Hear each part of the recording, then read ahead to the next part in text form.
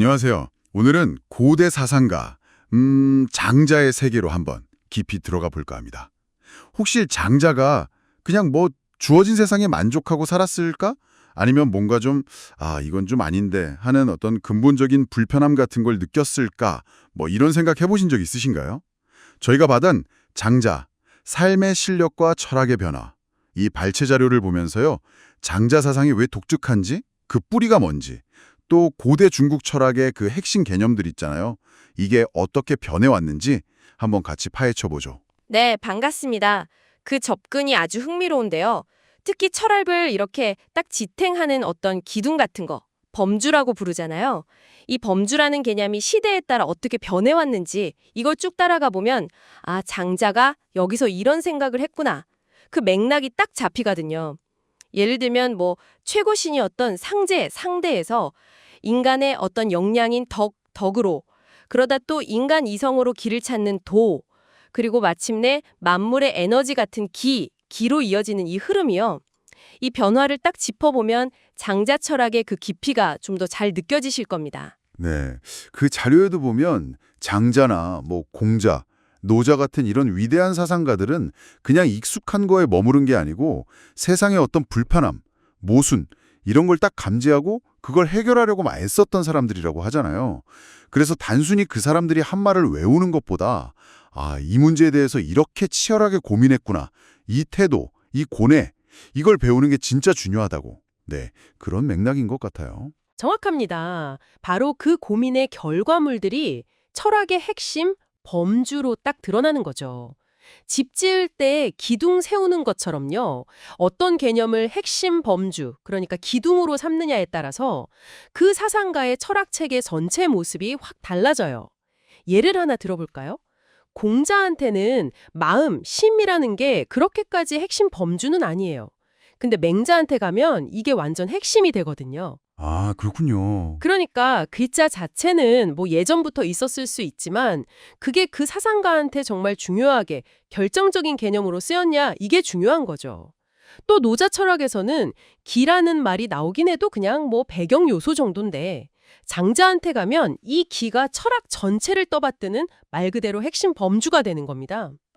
그러니까 그 범주가 어떻게 변화하는지를 보면 철학이 어떻게 발전해 왔는지 그 흐름을 알 수 있다 이런 말씀이시군요. 그럼 그 첫 번째 큰 변화는 그 은나라에서 주나라로 넘어갈 때 그때 시작된 건가요?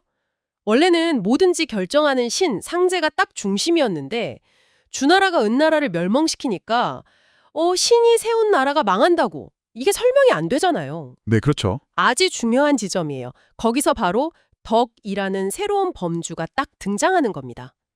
이제 하늘, 뭐 상제라고도 하고 천이라고도 하는데 이 하늘이 무조건 어느 왕조 편을 드는 게 아니고 덕을 갖춘 지도자를 선택하고 덕을 잃으면 가차없이 버린다. 이런 설명인 거죠. 아하. 그러니까 은나라는 덕을 잃어서 망했고 주나라는 덕이 있어서 하늘의 선택을 받았다.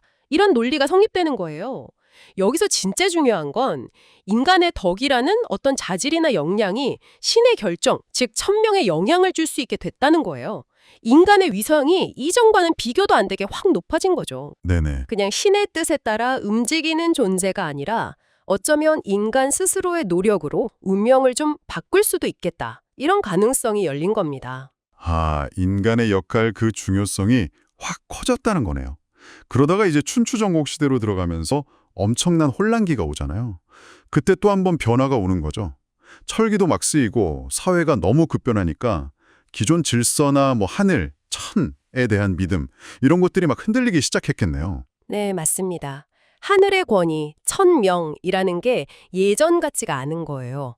그러니까 이제 인간은 바깥에 있는 어떤 절대적인 기준보다는 우리 스스로 생각하는 힘, 이성으로 가야 할 길을 찾아야 한다? 이런 어떤 사명감 같은 걸 느끼게 된 거죠. 이렇게 인간의 사유, 인간의 이성으로 만들어낸 길, 그게 바로 도입니다. 도. 네. 이제 역사의 어떤 책임 같은 게 신에게서 서서히 인간 쪽으로 넘어오기 시작하는 거예요.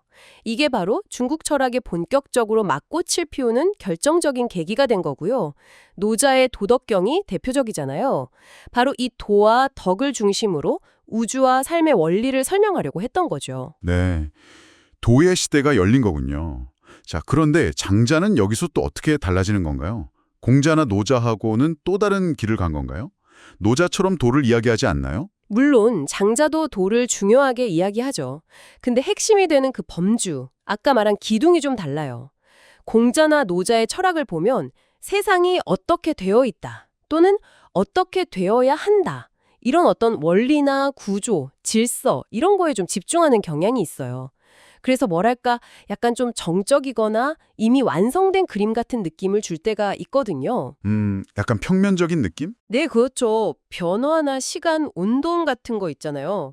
사물이 어떻게 생겨나고 또 어떻게 사라지는지, 사람이 태어나서 늙고 병들고 죽어가는 이 과정 자체에 대한 설명은 상대적으로 좀 약해요. 아, 바로 이 지점에서 장자는 기라는 범주를 확 전면에 내세웁니다.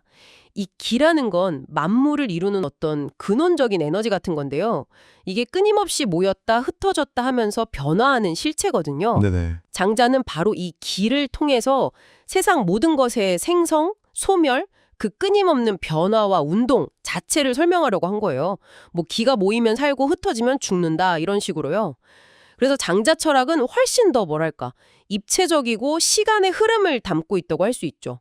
기를 빼고서는 장자 철학을 이해하기가 어려워요. 와, 바로 이 역동성, 끊임없이 변화하는 그 자체를 포착했다는 점, 이게 장자를 공자나 노자 같은 다른 사상가들과 확 구분짓는 아주 중요한 핵심입니다.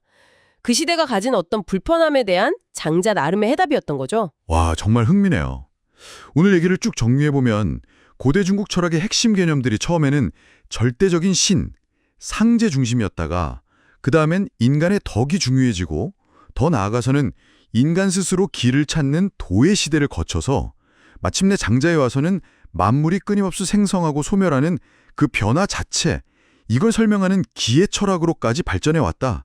이렇게 볼 수 있겠군요. 특히 그 정적인 세계관에서 벗어나서 변화와 운동 그 자체를 끌어안으려고 했던 장자의 시도가 굉장히 인상 깊습니다. 네, 맞아요. 그리고 이런 개념들이 어떻게 변해왔나 이걸 아는 게 그냥 단순히 옛날 지식을 쌓는 데서 그치는 게 아니거든요.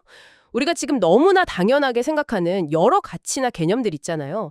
이것들도 사실은 이런 아주 오랜 역사 속에서 수많은 사람들의 치열한 고민과 논쟁을 거쳐서 만들어지고 또 변해왔다는 걸 깨닫게 해주죠. 뭐랄까 우리 생각에 뿌리를 한번 더듬어보는 그런 계기가 될 수 있습니다. 네, 정말 그런 것 같아요. 자, 그럼 마지막으로요. 장자가 기를 통해서 세상을 어떤 고정된 실체가 아니라 끊임없이 흘러가고 변화하는 과정으로 봤다고 한다면 이 관점을 지금 우리의 삶이나 혹은 우리가 겪는 문제에 한번 적용해보면 어떨까 싶어요. 어쩌면 우리가 이건 정말 해결하기 어렵다, 고정된 문제라고 느꼈던 것들도 사실은 계속 변화하는 어떤 과정 속에 있는 한순간으로 본다면 뭔가 좀 다른 해법이나 아니면 새로운 마음가짐을 찾을 수 있지 않을까요? 여러분도 한번 생각해 보시면 좋겠습니다.